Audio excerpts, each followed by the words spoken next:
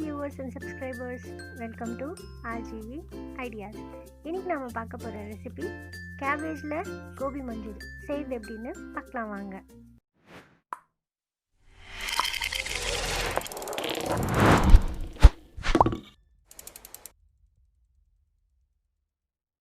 ரெண்டு ஸ்பூன் மைதா,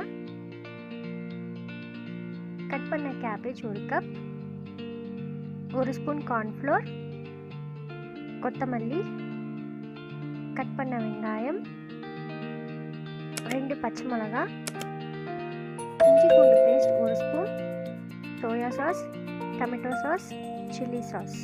இதுக்கு தேவையான இன்க்ரீடியன்ட்ஸ் டிஸ்கிரிப்ஷனில் கொடுத்துருக்கேன், ஒரு டைம் பார்த்துக்கோங்க. கட் பண்ண கேபேஜை மிக்சியில் போட்டு 2 சுத்து அரைச்சி இப்படி எடுத்துக்கோங்க. இதில் 2 ஸ்பூன் மைதா, 1 ஸ்பூன் கார்ன்ஃப்ளோர், கொஞ்சமாக ஆரஞ்சு ஃபுட் கலர், தேவையான அளவு உப்பு சேர்த்து தண்ணி ஆட் பண்ணாமல் மிக்ஸ் பண்ணி வச்சுக்கோங்க.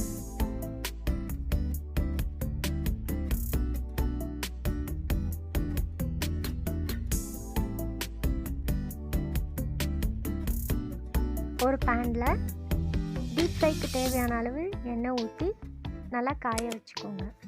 நம்ம மிக்ஸ் பண்ணி வச்சுக்கிற கேபேஜை இந்த மாதிரி உருண்டை பிடிச்சி எண்ணெயில் போட்டுக்கோங்க.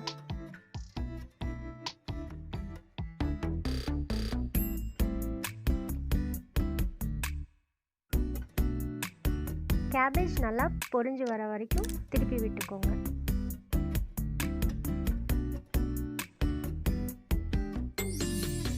கேபேஜ் நல்லா பொரிஞ்சு கோல்டன் கலரில் வந்ததும் தனியாக ஒரு பிளேட்டில் எடுத்து வச்சுக்கோங்க. இப்போது அதே பேனில் 1 ஸ்பூன் ஆயில் ஊற்றி கட் பண்ண வெங்காயம் போட்டு நல்லா வதக்கிக்கோங்க.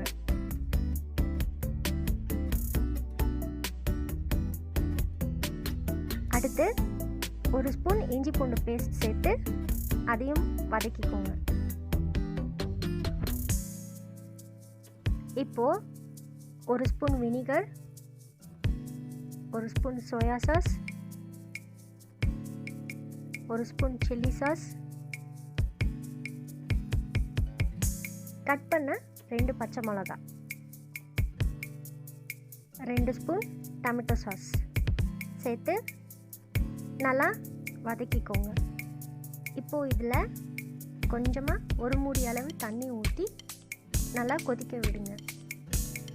டீப் ஃப்ரை பண்ணி வச்சுக்கிற கேபேஜை இதில் சேர்த்து மிக்ஸ் பண்ணிக்கோங்க.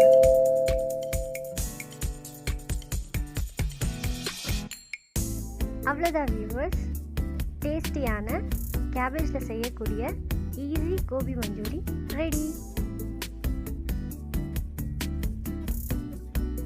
இந்த ரெசிபியை வீட்டில் ட்ரை பண்ணுங்கள். பிடிச்சிருந்தா ஷேர் பண்ணுங்கள், லைக் பண்ணுங்கள், கமெண்ட் பண்ணுங்கள், மறக்காமல் சப்ஸ்கிரைப் பண்ணுங்கள். அடுத்த வீடியோவில் பார்க்கலாம். பாய்.